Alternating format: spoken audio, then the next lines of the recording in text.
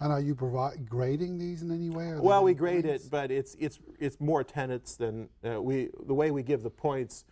There is a certain small amount proportional to the number of correct answers, but the way we do it is over the period of the semester. If they simply attend all the time, they will reach their point maximum. What we do is we set many more points possible than what we count. I see. And so anyone who comes regularly will have their points. All right. And so just being there and taking part. And the technology has been reliable?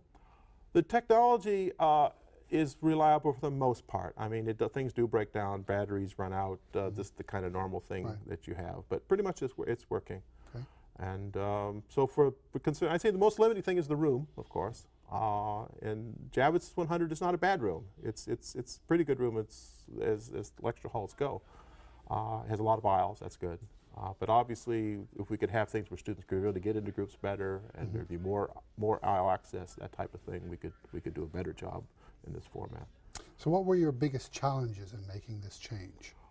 Well, I think it does require more preparation. You can't just use your notes from, the last 20 years and do it over again.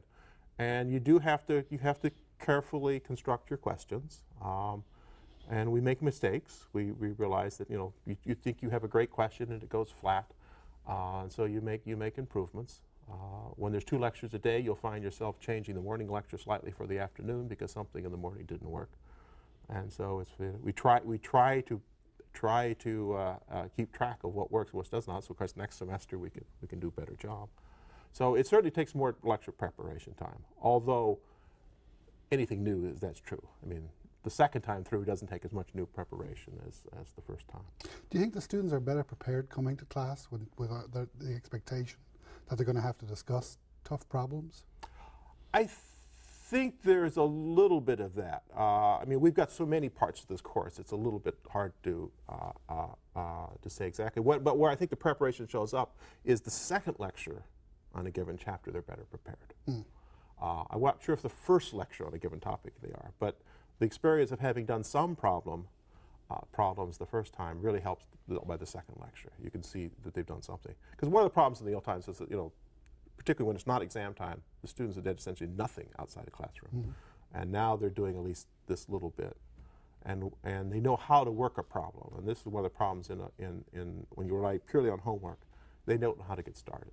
And this clicker process, it gets them started. So it's like guided homework. That's right. That's right. And one of the things we're still lecturing, but we're lecturing from the floor. And when you start a quiz, you still lecture. The quiz is running. I mean, to start one of these quizzes, I call them quizzes, but we have nothing better to call them. We pose a question, and that question may occupy, let's say it's going to occupy 3 minutes, and because you let them work on it for a while, and then the actual input takes 1 minute. But all this time you're still talking, and as you go around, you see what people do. They don't know how to get started. So you give them some hints. You should consider this factor. You should perhaps ignore that factor. Remember the example we did last time. This is analogous, and so you're giving them topics. Sometimes you give them a new piece of information, and sometimes you intentionally give them a question where they can't answer it because they don't have information, and you say, okay, what would you like to know? Oh, you'd like to know the acidity of this molecule. What is it? And of course, you very cleverly have it on your next PowerPoint slide. Comes up the acidity that they need to know. And that type of thing, it makes them think because, well, I knew I couldn't work this problem, but now I can because I have this added information. And how many times do you do this during a typical I'd say a typical lecture, we do maybe 6 to 8 of these interactions. When I say they take maybe 3 minutes each, that's half the class perhaps. But sometimes they'll be quicker than that because one will follow another. Sometimes we do a redo in the sense of you ask a question, it goes flat, you just turn around and do it again. Sometimes you write one on the spot. You'll think of you'll see that they don't understand something, so you'll back off and ask a simpler question, which perhaps leads them to the other one. And this is why you have the tablet. You can actually write on the screen, and my writing is usually terrible, but they can figure it out. So you could be fairly current. Okay. How do you feel about your teaching now? Well, it's more fun. It's taking me poor time. I think that's true, to be honest. But it's certainly more enjoyable. I know the class much better than I ever did before. For one thing, you're down there on the floor with them, and so when you're teaching, I mean, you're teaching the fall course, there's 1,000 students. I mean, there's 14,000 in 2 sections or one? Well, 2 sections. Yeah, okay. We do a morning show and a matinee. Okay, and so even that's 1,000 students out of 14,000 undergraduates in Stony Brook. That's a significant percentage of the campus. So you have to be careful what you do on campus because everyone knows you. So. Yes.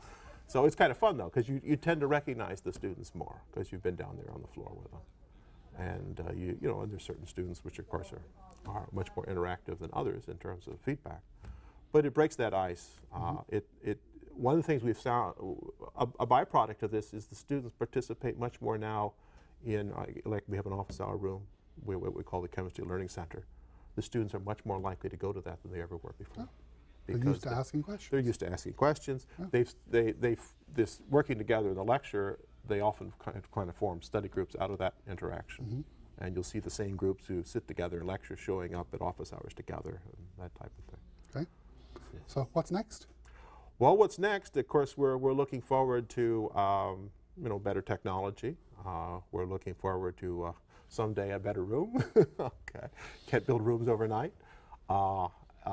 I think the feedback could get better. I mean, organic chemistry is very graphical, so we would love to have a way that the students could draw, at their seats, and we could put representatives things up on the screen. That would be good technology to have. But I think the general thing is just keep working with the students. Getting them to participate more and more in their own education is the real thing behind it. And of course, we've only touched on one small part of the course. We have workshops, we have big exams, all these types of things. We have online quizzes. It's a huge operation, but all this is focused basically on getting them to do the work. And the interesting thing is once they do the work, they actually discover, we can learn this, and most of them end up really enjoying it. I think. I think one of the biggest differences is that the students' perception of the course as an enjoyable experience is much higher than it used to be.